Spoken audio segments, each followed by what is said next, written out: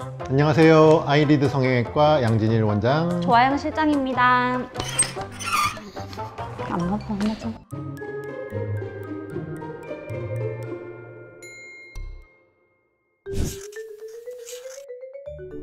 오늘 저희가 지금까지 눈 성형에 대한 이야기를 좀 많이 다뤘었는데, 저희가 이제부터는 이제 눈 성형뿐만 아니라 코? 코도 할 수 있고요. 그리고 이제 뿌띠 관련된 네. 좀 더 이제 다양한 이제 수술이나 시술에 관한 거를 좀 말씀드리려고 이번에 좀 다른 주제를 잡아봤습니다. 필러 시술에 대해서 이야기를 좀 하려고 하는데요. 그래서 이 필러가 좀 어떤 건지 좀 설명을 좀 부탁드립니다. 필러란 것은 어떤 물질, 대부분 히알루론산 성분의 필러를 많이 사용하는데, 어떤 물질을 주사기를 통해서 삽입을 해서 어떤 꺼진 부분의 볼륨을 돋워주는 데 사용을 하고요. 또 미세한 주름의 개선이라든지 이런 목적에서도 필러를 사용할 수가 있습니다. 필러 안에 들어가는 이 물질이라는 게뭐 액체가 들어가는 건가요? 아니면 고체 같은 게 들어가는 건가요? 주사기를 통해서 삽입이 가능해야 되는 물질이어야 되기 때문에 완전 고체는 곤란할 거고요. 액체에 가까운 성분이긴 하지만 어느 정도 점성이 있어서 형체가 유지가 되는 그런 성분의 물질입니다. 필러 성분이 히알루론산 아닌 건가요? 대부분 히알루론산 성분이 많이 들어있고요. 그거를 형체를 유지시켜 주기 위한 가교제라는 다른 성분도 좀 일부 들어가 있긴 하지만 대부분의 성분은 히알루론산입니다. 히알루론산은 체내에도 존재하고 있는 성분으로서 안전한 성분이라고 알려져 있습니다. 실장님, 필러 시술 상담하러 오시는 환자분들 보면 주로 이제 어떤 부위들 필러를 맞는 게 맞나요? 20, 30대 여성분들은 요즘에는 입술 필러 제일 많이 하고요. 그리고 이제 이마 필러. 앞머리 없으신 분들은 이마 필러가 좀 생명이거든요. 그래서 이마 쪽에 좀 볼륨을 줘서 얼굴을 좀 작아 보이게 만들어주고, 그리고 이제 연령대가 조금 있으신 분들은 팔자, 주름 이런 데 필러를 맞으러 많이들 오고 계십니다. 간단한 이런 뿌띠 시술, 이런 필러 시술들이 가지는 좀 장점들이 뭐가 있을까요? 필러는 주사기를 통해서 삽입을 하면 끝나는 아주 간단한 시술이기 때문에 회복도 빠르고 통증이나 멍도 적기 때문에 어쩌자고. 필러는 주사기를 통해서 삽입을 하면 끝나는 아주 간단한 시술이기 때문에 회복이 빠르고 통증이 적고 멍도 적게 들고요.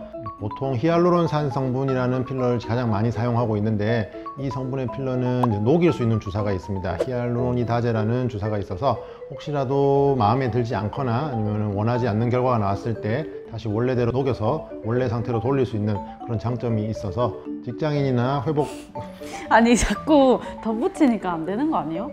그냥 그런 주사입니다 하만 해달라 했잖아요. 그게 어려워요? 남자한테 맞아봤나?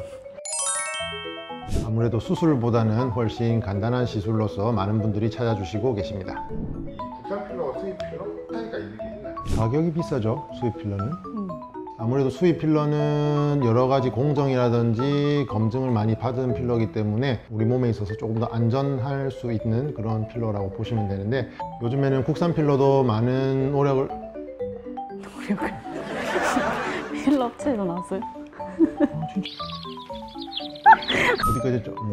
요즘은 국산 제품들도 많이 발전을 해서 거의 수입 필러와 동등한 수준의 레벨까지 제품이 개발되고 있습니다. 방금까지 말씀드린 내용은 그 필러 성분 자체에 대한 얘기고, 그 이외에도 뭐 주입감이라든지 시술하는 사람의 입장에서는 수입 필러가 아무래도 부드럽게 들어가고 필러 자체의 그 점도나 탄성력이 있어요. 그런 거에 따라서 옆으로 퍼지는 정도라든지 뭐 이런 부분에서는 좀 차이가 있을 수가 있습니다. 그래서 개인적으로는 수입 필러를 써줬으면 하는 그런 부위들이 있긴 해요. 눈 밑 고랑이라든지 애교 필러라든지 이런 부분들은 아무래도 좀 좋은 필러를 해야지 결과 자체가 또 좋게 나올 수가 있기 때문에 수입 필러를 써줬으면 하는 그런 부분도 있는데, 또 사실 비용적인 부분에서 부담이 되셔서 국산 필러를 선택하시는 경우도 있습니다. 과유불급인 상태에 보여진 사람들이 좀 있는지. 보통 애교 필러하고 입술 그리고 턱끝 이런 데 좀 과하게 넣는 분들이 많아요. 좀 부자연스러운 부분에 대해서는 설명을 드리긴 하는데, 수긍을 해주시는 분들도 있지만 자기 취향이 있으니까. 눈밑 같은 경우에는 피부도 되게 얇잖아요. 그래서 너무 많이 넣으면 막 필러가 막 비치기도 한다 그러고 그기도 한다던데. 좀 하얗게 떠 보인다고 해야 되나? 그렇게 좀 비쳐 보여요. 애교 필러 시술을 할 때 이제 거울을 보고 들어간 모습을 직접 보시고 결과를 확인하면서 하게 되는데요. 직후에 그 효과를 보고는 조금 더 놔달라고 하신 분들이 많거든요. 근데 필러라는 거는 시간이 지나면서 물 성분을 흡수하게 되면서 시술 직후의 효과보다는 살짝 늘어나는 경향이 있습니다. 입술도 마찬가지고요.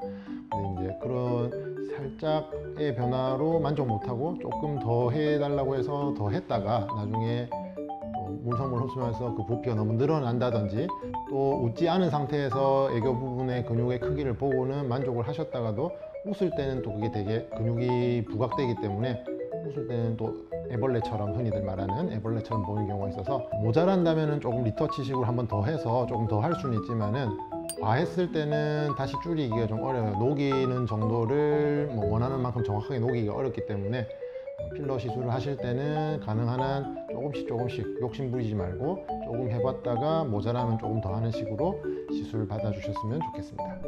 이 필러 시술은 참 추천한다. 저는 이마. 아니 근데 꼭 여자들은 웨딩 촬영 앞두고 있거나 결혼식 전에 이마하고 그리고 승모근 보톡스 하고 이런 거 수술 많이 하거든요. 그럼 효과 진짜 좋은데. 실은 한국 사람들에서 드물긴 한데요. 코끝은 잘 서 있는데 그 대부분만 없으신 분들, 콧대는 필러로 높이기가 아주 좋거든요. 효과도 드라마틱하고 코끝이 잘 살아있지만 콧대가 없으신 분들, 혹은 매부리가 살짝 있는데 매부리 위에 부분이 꺼져 있으신 분들, 그런 분들에서는 코필러가 아주 좋은 효과를 줄 수 있습니다. 여태까지 눈 성형에 대한 컨텐츠만 저희가 이제 만들어 봤는데 이제는 이제 뿌띠 필러나 보톡스 같은 경우에도 환자분들이 많이 찾으셔가지고 저희가 이제 이런 정보도 많이 앞으로 알려드리도록 하겠습니다. 오늘도 시청해 주셔서 감사합니다.